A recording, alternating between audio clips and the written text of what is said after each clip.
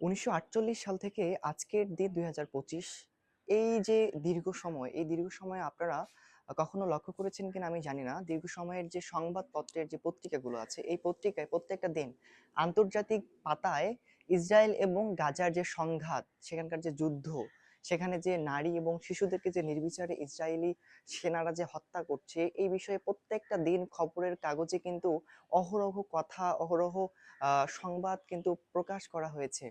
কিন্তু একটা জিনিস আপনি লক্ষ্য করেছেন কিনা জানি না, যে সেই ১৯৪৮ সাল থেকে ২০২৫ পর্যন্ত এই যে ইসরায়েল এবং গাজার যে সংঘাত, এখানে যে সব থেকে গুরুত্বপূর্ণ দুইটা ইস্যুকে টার্গেট করে ইসরায়েলি বাহিনীরা যে গাজায় যে হত্যাযজ্ঞ চালাচ্ছে, সেটা হচ্ছে নারী এবং শিশু। সেখানে কমপক্ষে ১০ লাখ শিশু আছে। সেই ১০ লাখ শিশুদেরকে যদি ইসরায়েলিরা নির্মূল করতে পারে, তাহলে কিন্তু সেই গাজায় ক্রমবর্ধমান হারে যে জনসংখ্যার যে প্রোডাক্টিভিটিটা, নেক্সট যে জেনারেশনটা, সেটা কোনোভাবে ক্রিয়েট হবে না। আর এই যে গাজায় নেক্সট যে জেনারেশনটা কোনোভাবে ক্রিয়েট যাতে না হতে পারে, সেই জন্যই কিন্তু মূলত সে ১৯৪৮ সাল থেকে ২০২৫ আজকের দিন পর্যন্ত গাজায় নির্বিচারে হত্যা করা হচ্ছে। আমরা গত ২০২৩ সালের একটা অক্টোবরের একটা নিউজ থেকে আজ পর্যন্ত আমি একটা জিনিস দেখেছি, যে প্রত্যেক দিন ঘন্টায় ২৩ জন করে ছোট বাচ্চাকে হত্যা করা হচ্ছে। গাজায় এই যে নির্বিচারে হত্যা, এটা কিন্তু একটা একটা মানবাধিকার লঙ্ঘন সহ যত রকমের মানে যত রকমের আহ অভিযোগে অভিযুক্ত করা যায় আসলে ইসরায়েলি সেনাদেরকে, সবগুলো ছাড়িয়ে গিয়েছেন। তো সেই জায়গা থেকে আজ পর্যন্ত যে ইসরায়েলি বাহিনীর যে বর্বর হত্যাযজ্ঞ গাজাবাসীদের উপর, এটা নিতান্ত অমানবিক, মানবতা বিরোধী, এবং আরো যদি কিছু বলা যায়, সবগুলোই। আমার কাছে একটা জিনিস খুব সুস্পষ্টভাবে প্রতীয়মান হচ্ছে, যে গাজায় এই হত্যাযজ্ঞ মনে হয় আর কখনো থামবার নয়। আমি একজন মুসলিম হিসেবে বিষয়টাকে খুবই দুঃখের সাথে এবং খুবই দুঃখজনকভাবে উপলব্ধি করবার চেষ্টা করছি। গোটা মুসলিম বিশ্ব সহ আমাদের বাংলাদেশ আজকে আমরা নীরব আছি। আমাদের আন্তর্জাতিক যে সংস্থাগুলো আছে, বিশেষ করে জাতিসংঘ, এটা একটা খেলা পুতুল মাত্র।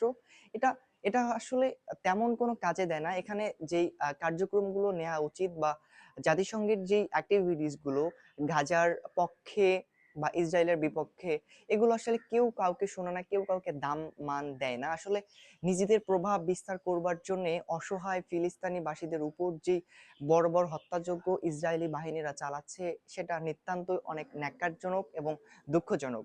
তবে আজকে আমাকে খুব দুঃখের সঙ্গে বলতে হচ্ছে, গোটা মুসলিম বিশ্ব যদি আজ একত্রিত থাকতো, তাহলে হয়তো এরকম একটা দেশ বা একটা জনগোষ্ঠীর উপর এরকম একটা দেশ বা ইসরায়েল কখনোই হত্যাযজ্ঞ চালাতে পারতো না। যুক্তরাষ্ট্রের যতই যে সাপোর্ট থাক না কেন, এটা আসলে কখনো সম্ভব হতো না। কিন্তু দুঃখের সঙ্গে আজকে বলতে হচ্ছে, আমরা যখন দেখেছি যে ইসরায়েলি বাহিনীরা নির্মম এবং বর্বরতার সাথে আসলে ফিলিস্তিনি বাসীদের উপর, বিশেষ করে নারী এবং শিশুদের উপর যেই আহ নির্বিচারে যে হত্যাযজ্ঞ চালাচ্ছে, সেখানকার যে বোমা বর্ষণ করছে, মানুষ মারছে, সেখানে মানে ক্ষুধার্ত ক্ষুধার যে একটা জ্বালা যন্ত্রণায় দিনের পর দিন মানুষ মৃত্যুবরণ করছে, এই বিষয়গুলো খুবই বেদনাদায়ক। কারণ গোটা বিশ্ব এখন অনেক বেশি প্রগতিশীল, সবাই অনেক বেশি আপডেটেড।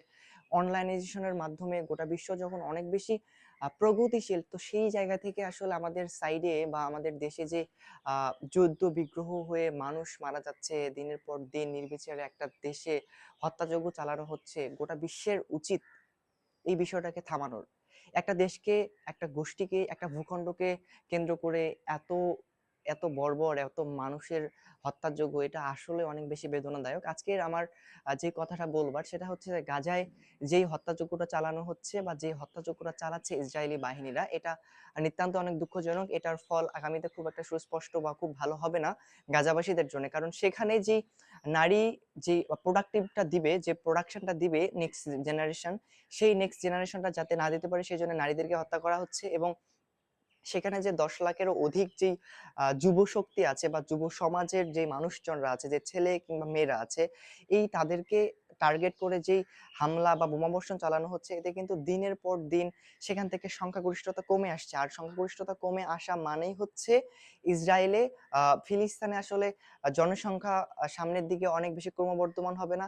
সেই জায়গা থেকে আসলে ফিলিস্তিনিদের উপর যে হামলাটা চালানো হবে সেখানে আসলে জনসংখ্যা কম থাকবে, আর ইসরায়েলি বাহিনীদের জন্য অনেক বেশি এটা ফলপ্রসূ হবে এবং অনেক বেশি ইজি হয়ে যাবে। কারণ একটা দেশে যদি জনসংখ্যা না থাকে তাহলে কিন্তু তারা কোনো রকমের প্রতিরোধ কিংবা প্রতিকার কোনো কিছু গড়ে তুলতে পারবে না। তো যার কারণে আসলে ইসরায়েলি বাহিনীরা বর্বরভাবে নারী এবং শিশুদের উপর অত্যাচার, নির্যাতন, নিপীড়ন করছে এবং তাদেরকে হত্যা করছে।